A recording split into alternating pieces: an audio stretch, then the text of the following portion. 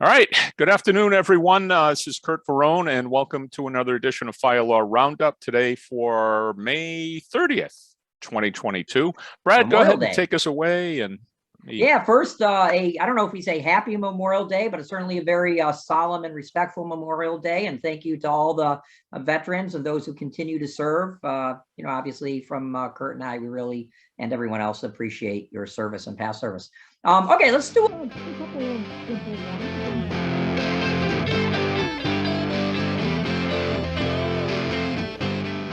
A former Detroit Firefighters Union treasurer got away with, well, didn't get away, but stole $200,000. But and she did it between, I think, 16 and 19 or 2015 and 19. But I want to talk, and you do a great job in the blog about, highlighting what she did. But I want to talk about each of those because, again, my saying, but the person you trust is always the person who steals from you. And if you treat them like you trust them, they're going to find a way to steal from you. If you really value your treasure and you really trust your treasure, treat them like you don't trust them. Right? Audit them. And that's hard. So, that's hard because we want to go in the opposite. I agree. I agree 100%. But saying it and doing it, I know. But this is when somebody steals from you, it's your fault. I'm being harsh, but that's my belief. If somebody is allowed to steal from you, there's no new ways of stealing. I follow every one of them. I've got a long list of them, how people steal. Nothing in this list was not in my list. There was nothing new here. Everything I've seen. But let's talk about it anyway one more time. This is one of 50 different ways people steal from you. It's like 50 ways to leave your lover. This is 50 ways to lose your money. So here, sounds like a new program. Yeah, I think right. I think we're gonna do it. We'll come up with a song. In any event, so she takes almost $168,000 in different things. So I'm gonna go slowly in them. First, she issues checks in her name and then changes the name of the payee in the QuickBooks software. So if you believe that a financial report is reliable, then I can make you a billionaire in a heartbeat, right? Because I can put any number in QuickBooks or any other financial accounting software you want. So if your audit is limited to reviewing your general ledger or your profit and loss statement or your balance statement, and you're not actually reconciling with and you can reconcile with the bank statement all you want, right? That's not going to catch it. The failure here, and I swear I've been lecturing on this easily 15 to 17 years. The failure here is to review the checks that were actually returned after being cashed. Let me be so emphatic to everybody listening. If you do not review the actual checks and the actual deposit slips, the actual anything that happens after the transaction, you are going to lose your money. There is nothing that happens before the check or the money is cashed or transferred, whatever, that is reliable as an audit tool. You have to look after the fact. Had the union had an auditing committee, which everybody should have, and on the auditing committee is people without any beneficiary authority, right? They can't write checks, they can't be paid, anything. So they audit, but what they audit is what comes back from the bank, right? The cashed check. And had they done that, they would have found this. None of this was hard to find. You just have to look. Okay, the second one, and cut me off anytime you want. Oh, go for it. Okay, the second one, she cashed checks which were voided by her in QuickBooks. So it says void, right? So, but she actually cashed the checks. What this tells me is they weren't even reconciling the bank statements with the QuickBooks account, because if you void a check, then you've somehow got to come up with, okay, what happened to the money? So what happened to the money? Well, a reconciled statement would show that. And I got to tell you, our law firm is doing a ton of these. We call them financial reviews. We can't use the term audit because we're not CPAs, but we're doing a check by check by withdrawal, by transfer. We look at everything. And if you look at everything, they won't get around it. Okay, so here I know you're not even looking at the reconciliation statement, and I find that's extremely common. Disturbing, but extremely common. Okay, then she wrote checks payable to cash. Okay, your first line in your procurement policy is no checks ever will be made to cash, period. End of story, no further comments. And finally, she withdrew cash from the bank accounts. Okay, same deal. Debit cards will never be allowed.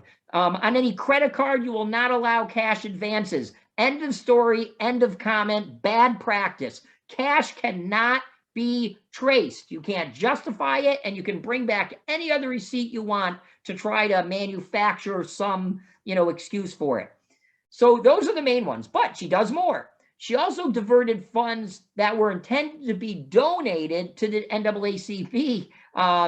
So here's the thing, you've got to look at deposit slips. Now, the treasurer also should never be receiving money. Somebody else, and in the fire service, the volunteer fire service, we have an antiquated position that's still used today called the financial secretary. And that was a old time, I bet if we look back, probably back to the early 1900s, that was an old time position used to receive monies, audit the monies, account for the monies, and then give them to the treasurer for deposit. And I am all in favor of that.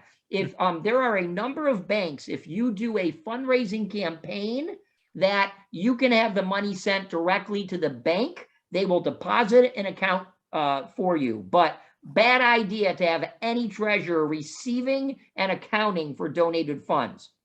Next, and again, this is all I say, shame on Detroit. And I'm not trying to pick on you, but there is nothing new here, right? Again, if I got stolen from, it would be my fault in this case. But so yeah, also credit card, she was using the union credit card as her own personal card while she was treasurer. And I just want to point something out. Not only was she using flights, hotel rooms, she took a cruise using the credit card, right? And that cruise was a substantial amount of money, almost $9,000. Had they looked at the credit card, I'm sure it would have stood out because it was Royal Caribbean. It would have popped out. So you're not even looking at the credit card expenses. What a lot of places do is they say, okay, the credit cards, here's the money to pay the credit card, but they never audit the receipts of the credit card. Detroit, call me up. I would love to work with you because I can come up with the right union practices for you, but you need an audit committee. And I'm telling you, it's not that hard to prevent theft, but it's so easy to allow it. And here's one last point I want to make about this. She's hired, and it's not even within a year that she starts stealing. So my question is, what was the background check on her, if any? Right? What guidance, what rules did we give her? Probably none on both ends. She's probably elected. I mean, she's the elected treasurer. So, I don't know of any. I don't know of any. I don't know of any union that does a background check on their elected officials. You assume especially in a big local like that, you expect the process. I'll tell you where the background check comes in. Yeah. If they're going to be bonded, and it doesn't look like she was, it doesn't look like they bonded the treasurer because I wonder how many unions do bond there. Oh, you're nuts if you don't bond. Listen, my rule of thumb for bonding, and then I'll tell you how I got to the background check. So they probably, I know emphatically they didn't bond for it because you also note in your blog that they commenced a lawsuit for 4 times the amount. All right. And so they're suing her. They wouldn't have needed to do that. They would have what's called subrogated the claim to the insurance company. In other words, the insurance company would have sued after they paid the union back the actual money and the $220,000 with interest. So I don't think they were bonded. If you bond, not every, but many insurance companies will want to run a background check on the treasurer. The treasurer has to consent. So fine, you elect them, but you should have a bond. The bond should be for 1/3 of the money you take in. You don't have to spend, nobody, I shouldn't say nobody, most places aren't going to steal 100% of your money. They're going to steal 10, 20, 30% of your money. So to me, at a minimum, if you can't afford more, bond for a third of your account balance over a year. And they must not have done that. There was probably no bond because most likely there would have been a background check. And even when I write treasurer requirements, I always write, you must be able to qualify for a bond to be elected or installed. And you got to. Now, one problem is, and the insurance companies are being pretty good, at least the fire ones, ESIP, VFIS, Utica National, they're being pretty good about not invoking something which they could, which is the knew or should have known.